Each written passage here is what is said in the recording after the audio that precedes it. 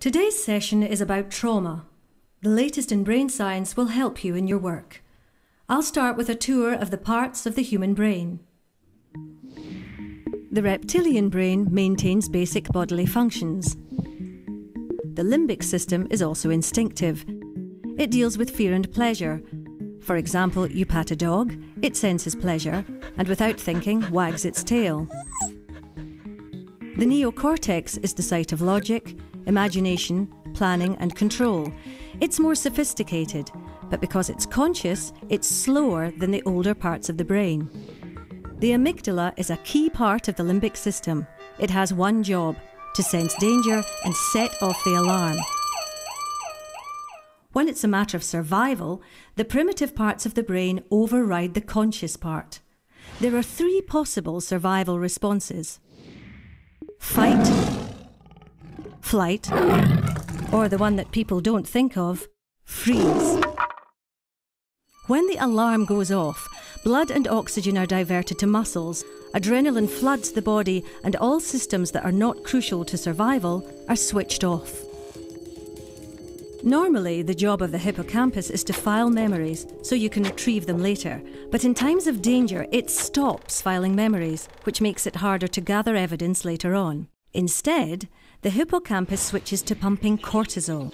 What's useful about cortisol is it stops us feeling pain, so we can focus on survival. Can anyone give me an example? A farming accident where a man carried his own arm for a mile without feeling any pain? Yes, excellent example. It is an evolutionary safety mechanism which is fast and instinctive. In essence, it's our body's very clever way of protecting us. To recap, an example of the three parts of the brain working together. You're standing at a bar. Your reptilian brain is keeping your heart beating. You're enjoying the pleasure of a nice pint with your limbic system. You're using your neocortex to work out if there's time for another before the last train. What could happen to make the amygdala kick in? What if this happened? The way you'd respond would depend not on your logical brain, but on your instinctive brain. Being glassed in a bar would be a traumatic experience. Who can give me another example of an event that can cause trauma? War? Rape? A car crash? Good, yes. Trauma occurs when a person is overwhelmed by something beyond their control. The survival brain takes over the rational brain. It can lead to post-traumatic stress disorder, PTSD, with symptoms that last at least a month. Vicarious or secondary trauma is something you may experience if you deal with incidents such as rape or sudden death, or think of Lockerbie, Dunblane. You're not superheroes. Having a brain makes you all vulnerable to secondary trauma. It's important to understand that when trauma occurs again and again, it can become complex PTSD, such as in domestic abuse or child sexual abuse. The alarm system in the brain becomes jammed. Memories are stuck in the limbic system, so a trigger can set off the alarm. The trigger could be anything: a colour, a smell, a sound, a sensation. Now, the indicators of trauma. What should you be looking out for? Depression. Crying a lot?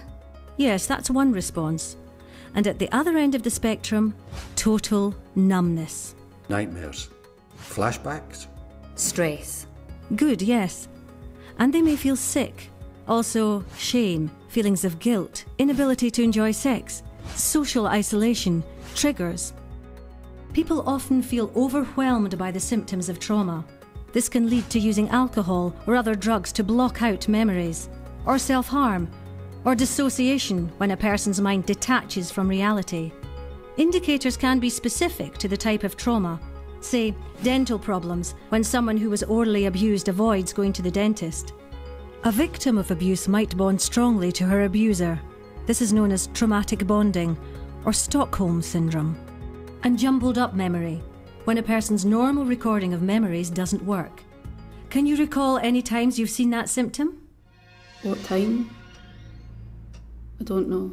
A traumatised person may not seem like her usual self, or may be hypervigilant, on edge, or being startled by everyday things. Everyone is different. You never know what impact trauma will have. Symptoms can change from day to day. In conclusion, 4 things for you to take away. Trauma response is the brain in survival mode. Repeated abuse can make trauma symptoms worse. In response to trauma, people will behave in unexpected ways. Remember, trauma is a normal human response to abnormal events.